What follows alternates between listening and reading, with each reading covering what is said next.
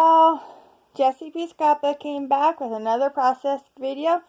This one is for the 6x6 paper pad class that I am taking, and I am using these three pictures of my daughter playing volleyball against the side of our house. And I'm not using 6x6 papers. Actually, I'm using a paper pad, 12-inch paper pad. So I'm going to use like this page paper, possibly this one, I'm thinking these ones, and maybe fussy cutting these, and then this one, and this one. And the sketch has a line of pictures down it with some banners behind it. So I can't show you the sketch because it is paid content, and let's get scrapping. Okay, so I'm just going to cut this big piece here down to an 8.5 by 11. Well, a little bit smaller then, because I'm going to put a cardstock border behind it. And then I'm just going to cut all these down to 1 inch.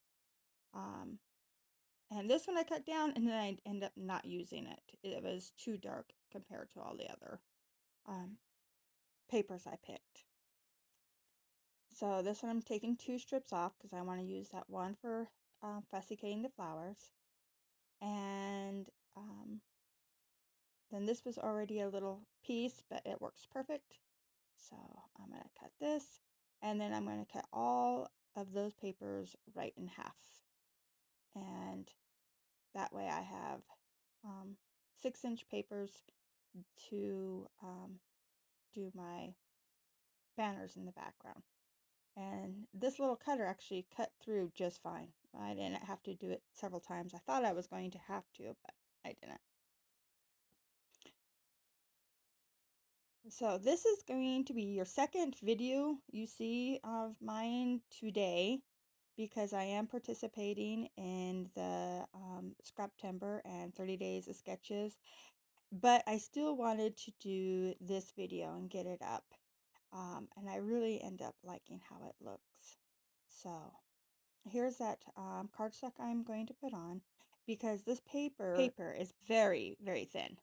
So my camera got turned off, and all you missed was just me backing the pictures into this line and putting it on the same brown cardstock.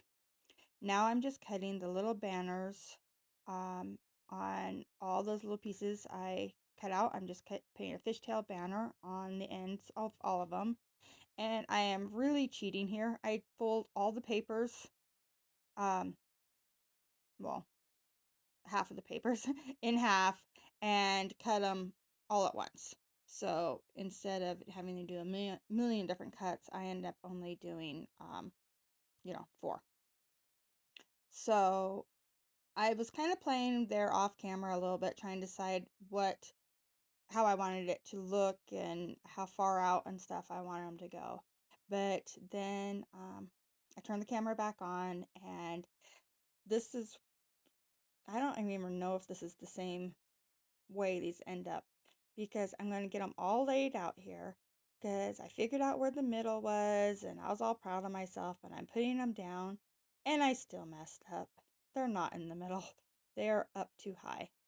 So I get them every single one of this side here down, and then I'm looking at it and going, nope, not right. So I'm going to yank them all back up and put them all back down again. So yeah, see, here I go. They're about a ½ inch off of the side, so there's a border of the background showing all the way around. And I figured you didn't need to watch me lay them back down again. So here's the order they end up in. And now I'm just going to tuck all those underneath the pictures there.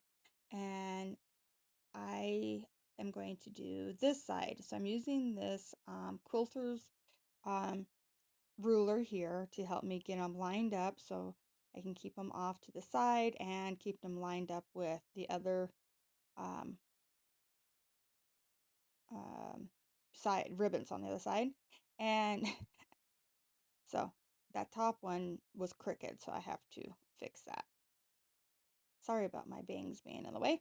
I didn't realize I was that close underneath the camera. So from now on, I figured I'll just use the paper ahead and just line them all up. That way, putting the points together so that I know that I'm off the side just right, and then they keep them pretty straight. And that works just fine. And I like the way that looks. And then here is my little trick for getting rid of that glare. These are just a piece of plastic that I picked up at the Dollar Tree. They had stickers on them, and yeah, they work good. So let me tell you, I'm going to be saving those plastics now from now on. So I am just going to fussy cut out all of these flowers in that strip, and I'm putting the little flower clusters exactly where they had them in the sketch.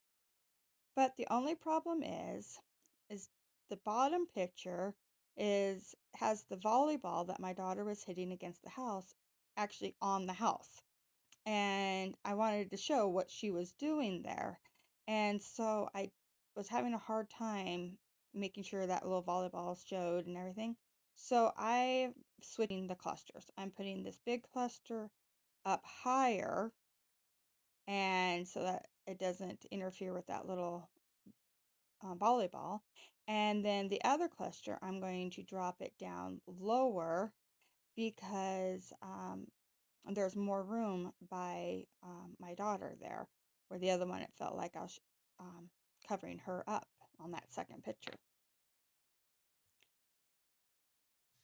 So I'm going to adhere these down with some like foam dimensional stickers. They're Pop Dot adhesives by Crafter Square from the Dollar Tree, and they are very dimensional. They are way thicker than my other foam dots that I got from there, but I didn't mind in these pictures because I really wanted these flowers to pop off of each other. So, and I'm only putting them on one end and not all the way around. And so I just flipped my layout so that it's easier for me to see what I'm doing, and I don't have to reach clear across the layout to try to do this top cluster here. And so that's why it's upside down. And just getting all these flowers in.